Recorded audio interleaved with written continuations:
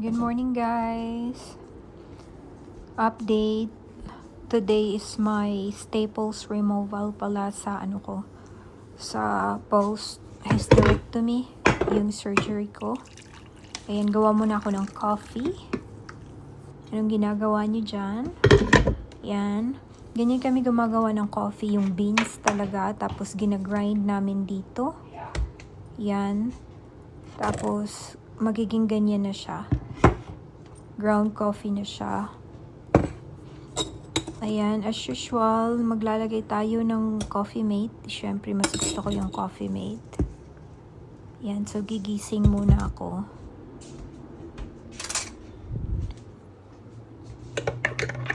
Ayan, so yung appointment ko is 11:45 ba naman, 9 AM pa ngayon. Ayan nga pala yung bandages na binigay sa akin. Ayan. Tsaka, buksan na natin, guys. Ayan, morning na, 9 AM. Hindi pa ako makagalaw-galaw. Tsaka, i-fix yung mga plants ko sa labas kasi bawal pa akong magbuhat ng mabibigat. Ayan, may ginagawa ako dyan while gumigising. Ayan. Tsaka matagal ko nang inaantay talaga na tanggalin yung staples kasi para siyang tumutusok-tusok sa tiyan ko pag gumagalaw. Yan naman yung cutter niya. Yan. Binigay yan ng hospital. Ibigay ko daw sa doctor. Baka wala silang ganyan. So, dadalhin ko yan. Ayan. Nakapackage pa yan. Baka kasi ma-infect ako pag hindi yan sterile. Sterile. Ano ba yan? Ayan, coffee muna tayo, guys. So, 7 days nung lumabas ako sa hospital. So, 1 day lang ako dun sa hospital. 24 hours lumabas agad ako kasi kaya ko na namang maglakad at umuwi, magpahinga sa bahay. Ayan, hindi na siya malaki na parang buntis ako noon ng 9 months. 7 months. Para akong 7 months na buntis. So, ngayon, hindi na siya malaki yung tiyan ko kasi mga 7 pounds, parang 4 kilos, almost 4 kilos talaga yung natanggal sa akin. Yung nasa tiyan ko na fibroids. Yan, so ngayon maliit na naman yung tiyan ko at nagpapagaling ako. And, ayan na nga, papunta na kami. Hinahanap namin yung building. Yan, so summer na, guys, kaya masyadong maganda na sa labas. Pasyal-pasyal. Ito yung pinakauna kong lumabas after ng surgery. So, April 29th, umuwi ako April 30th. So, 7 days talaga ako nasa bahay lang. Papunta na kami sa taas. Sa second floor kasi yung clinic. Ayan, guys, tapos na. Pupunta kami ng Tim Hortons nito. Yung asawa ko is magko-coffee. Yun, nagsasarap ng donuts nila. Ayan. So, gusto niya ng coffee para magising siya. Ako naman, gusto ko ng McDonald's. Ang gusto ko lang is fries. Masarap kasi yung fries ng McDonald's. Tsaka, soft drinks na din. Ayan. And some fries. Umu-order na kami. Medium fries. And Yan, a kain small tayo, Coke with guys. Pepsi. Give me 1 second. Sure. Egg McMuffin, add bacon. Cereal bacon. Ito na, guys. Fries ko. McDonald's.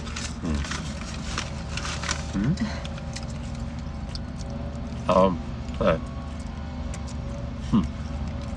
So, natanggal na yung staples ko. Mag-snack muna ako kasi wala akong breakfast at lunch.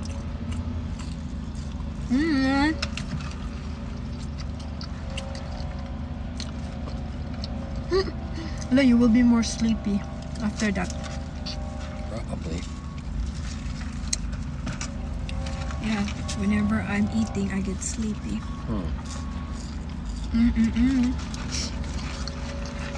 So, meron pa siyang medyo mahaba kasi yung na staple. meron siyang mga part na medyo bumubuka yung tahi. So, nilagyan ng, para siyang tape. 3 parts yata. Pinakita sa akin na medyo bumubuka. Pero yung iba, nag-heal naman. Yung ibang parts. Close na talaga siya. So, ayun lang guys. Ang init. 21 degrees. Summer na talaga. After a week, babalik ako for assessment. Doon sa doctor ko. Pinay nga pala yung nagtanggal ng ano ko, staples.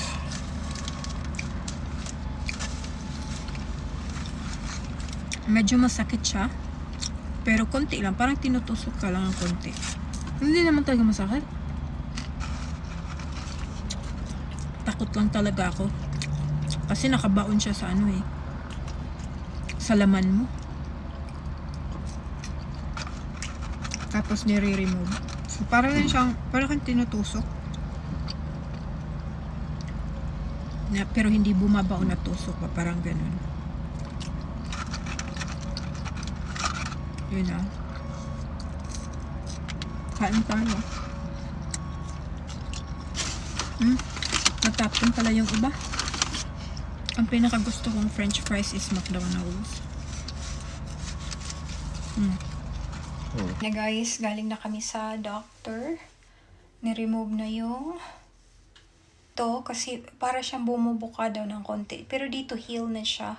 Healed na. Makita nyo. Ayan. Nilagyan lang ng tape para daw siyang bumubuka.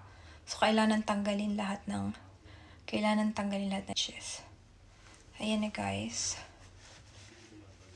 So, medyo nakakagalaw na ako. Wala nang parang mga tumutusok na staples. Mga tusok ko, yan pa oh. Meron pa ako mga bruises. Nakauwi na kami. Ang init sa labas. Pakita ko. Init na. Sarap sa labas.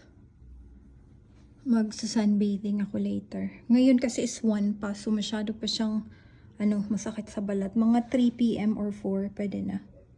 Bye guys. Happy summer.